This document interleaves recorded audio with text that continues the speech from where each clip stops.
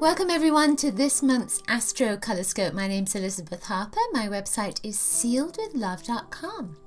Okay, so the idea of the Astrocolorscope is, in a moment, I'm just going to talk a little bit about the astrology, the aspects that are coming up for the month of June 2015. Then I'm going to select 3 crystals from my crystal bag here for each sign. And I'm going to throw those crystals into a circle of the 12 houses and then read the color of the crystal, the qualities of the crystal, and how that reflects on the house that they've landed in and what that means for you. I'll also be using my intuition to see what else comes up. And I'll be picking a bead from the bead bag right here for an additional influence from the color and anything else that comes up from that. And I like to do things in 3s. So we have a tarot card as well. This is the Voyager deck. So I'll pick a card for you.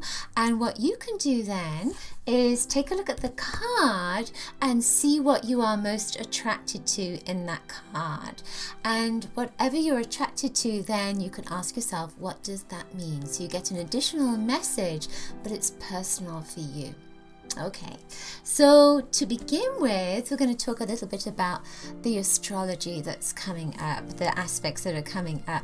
So we've got a Sagittarius full moon on the 2nd of June, and you know, with Sagittarius, it's the 9th house sign, and it's very much about, it's a fiery sign.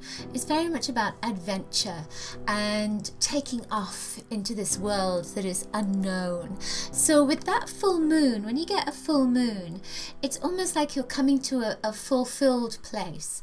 So you're asking yourself, am I fulfilled in the department of adventure?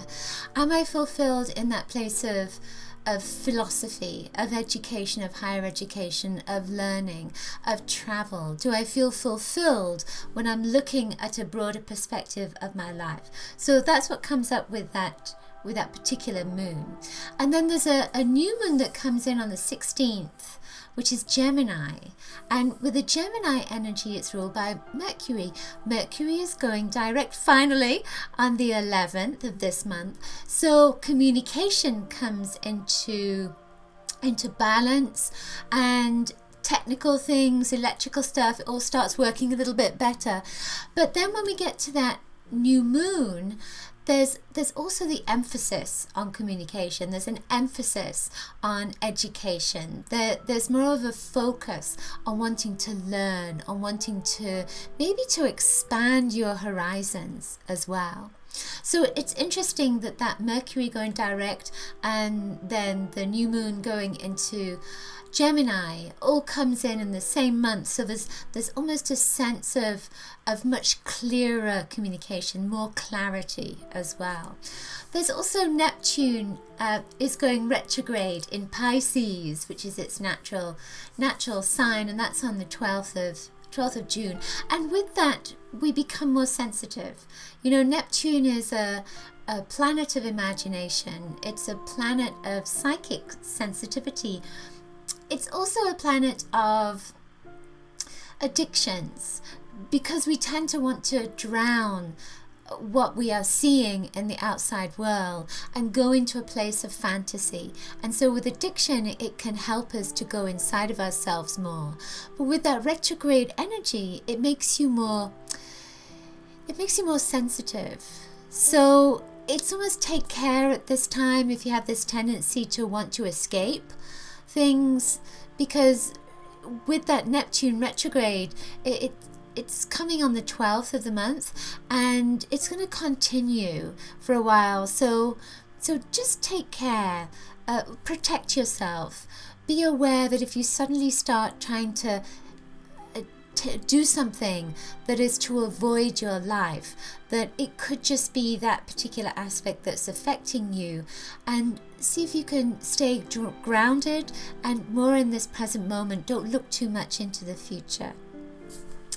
We have Saturn that enters Scorpio on the 14th, and that's also going retrograde as well. Many retrograde planets at the moment. And you know, Scorpio is it's a sign of the underworld, and it's ruled by Pluto, which is also that underworld kind of energy. So there is a sense with Saturn going retrograde in this particular sign. Saturn is a planet of grounding and making you see things. So there is a sense with this that you're going to revisit unresolved issues, challenges, anything that you've pushed down into your emotions, anything you've pushed down under the surface. So with that energy, it's around the 14th of the month. You find that maybe you might be more emotional than you've been in the past, but it may not be about what is going on around you right now. It may be that something else is coming to the surface to be resolved, to be healed. Then we have, of course, this month the summer solstice on the, at least in the northern hemisphere, we have the summer solstice on the 21st, and at that time the sun enters Cancer, which to me is there is a sensitive energy to this, but there's also a feeling of brightness that comes with it as well. I feel like it's adventure time when it goes into Cancer. Well, on the 22nd, we have Jupiter and Uranus are making a trine. And Jupiter is in Leo and Uranus is in Aries, both fire signs. So with this, there's almost a sense of the road less traveled. There's a sense of excitement. There's a sense of adventure. So around that time, 21st, 22nd, 23rd, you might find yourself suddenly wanting to take a trip, or suddenly wanting to go into the kind of relationship that you've never been in before, or maybe going for a job that you didn't think you were capable of getting, or didn't think that you had the qualifications to apply for the job. There is a sense of luck that comes with that particular aspect, and it's been coming through already. Earlier in the year we had the same aspect. Now we're getting another chance at it, so that can come up as well. It may be that you're getting a second chance at something, maybe a relationship or a job or something else that means that your whole world opens up as a consequence. All right then, just as my cat came in to say hello. So now let's move on and see what's coming up for your sign.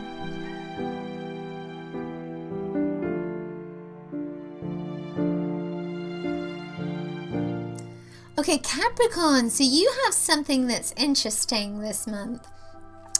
Two stones went into your first house. You have tanzanite, and then you have this golden quartz.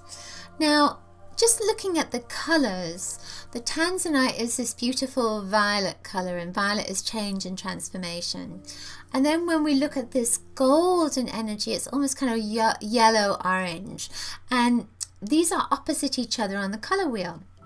When you get violet and yellow together, when I see these in people's energy fields, there is a sense of a pioneer and somebody who has to come out but really wants to stay back. And they know that they're here to make a difference. They have a passion and a drive to move forward, but there is also this desire to hide from the world and just do their own thing. So I feel that because these two are coming into your first house, that this is going to be your challenge this month. It's almost, well, do I do this or do I stay home? Do I make a difference or do I just do my own thing? There's no right or wrong answer. It's whatever feels right for you. And it's not to go on a guilt trip or anything, but it has to feel right for you. So you are going to be learning to say yes to things that feel right and no to things that don't feel right. With both the tanzanite and the golden quartz, there is an elevation to a new level of being. I'm getting lots of spirit around me as I'm talking about this. So you are coming into this new phase of your life, and it's not going to be easy for you. It's almost like you're taking off an overcoat, and finding a new skin, so growing a new skin even. So you're learning to be a different person, or learning to be in a different environment, or maybe even both. There is a shock to the system that comes with this particular stone. So something has been a challenge, something has really shocked you into this change. But with the Tanzanite, it says you are totally capable of moving into this new phase of your life. It'll mean that you have something to remember, that has taken you into this new phase. You will never forget that. But it's almost like you are moving up in the world. Let's say you're moving. It's almost like a promotion, but it doesn't feel as grounded as that. It feels beyond that. I'm just getting a sense if there's anything else. I feel that from this particular stone, your emotions are still a little bit clouded. So over this month, you may find that you don't quite know how to react to things, and you're still trying to find who you are in this new phase of being. This is not an easy energy, but you have this bead that's come up. It's a clear quartz crystal. It's a clear crystal. It's got lots of rainbows around it. It says that you're beginning again, you're starting again, you're starting afresh. But with the rainbow, you have lots of opportunities. Everything is there at your disposal. Whatever you need is there for you. The other bead that came up, the other stone that came up rather, went into your 10th house, and this is Angelite. And Angelite has been coming up a lot for the different signs. So this is saying there's lots of angels around this month for some reason. So to me, this means there's lots of changes, there's lots of connections to the angels, there's lots of connections to your spirit guides. But when these two stones are coming together, and then you get this angel one as well, I feel as if there is deep change for you, and the angels just want you to know that they are with you and they are supporting you, and if ever you need any help, you just call on them. The card that came up for you is the Tower card. If you know about the tarot, then you'll know that the Tower card is the biggest healing card in the whole deck. It's often the one that people are scared of, because it's changing the foundation of who you are. Take a look at that card and see what you're most attracted to. Then ask yourself, what does that mean? So when I look at this card, I'm seeing this, it's almost like a statue that's leaning against the tower. And I feel as if something has been, it's almost like it's been a fix for you. Something has been a fix that hasn't been a stable fix. So there is a sense of that tower is leaning against that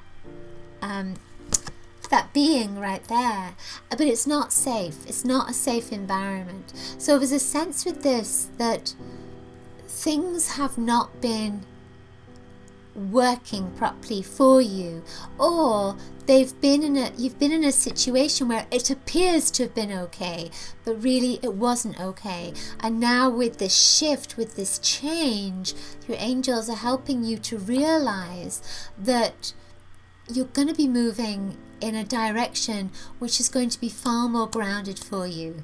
It means that you're going to be setting down new foundations for growth, and on those new foundations you can build something which has more stability, that maybe before there wasn't that stable grounding that you needed. It just appeared to be there, and now you're moving into this new direction, maybe kicking and screaming, but it's time for you to take this power that's going to be coming to you, maybe not just yet, but certainly in the future it's there.